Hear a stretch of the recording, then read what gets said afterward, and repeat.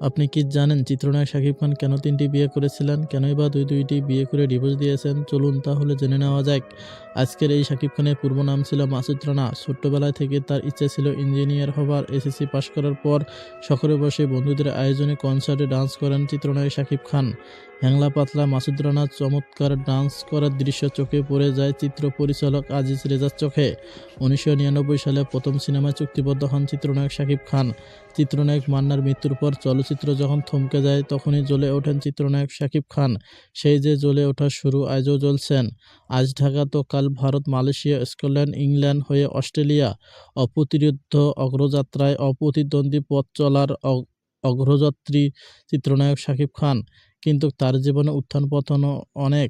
শাকিব খানের কর্মকাণ্ড অতিষ্ঠ হয়ে ২০১৭ সালে বাংলাদেশের চলচ্চিত্র ১২টি সংগঠন মিলে অনির্দিষ্টকালের জন্য নিষেধাজ্ঞা প্রদান করেন। ২০১৭ সালের শেষ দিকে তার বিরুদ্ধে মানহানি মামলা হয়।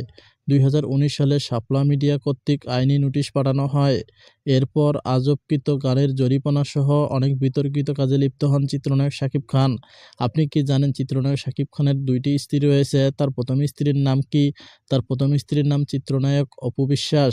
অপু বিশ্বাসের